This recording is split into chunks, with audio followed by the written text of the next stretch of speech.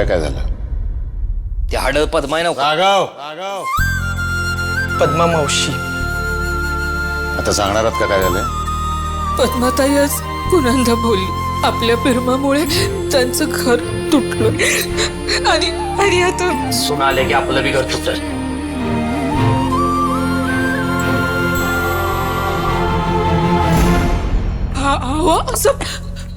असं ताटावरनं नाही तुटणार. उमा, आपल्या प्रेमामुळे आपण जे भोगतोय ते आपल्या पोरासने भोगायला लागू नये. आणि म्हणूनच तुमच्या तिघांपैकी कुणी बी प्रेमात पडून लगीन करणार नाही. या घरात सुना येत्याल पण माझ्या पसंतीनं. वचन द्या.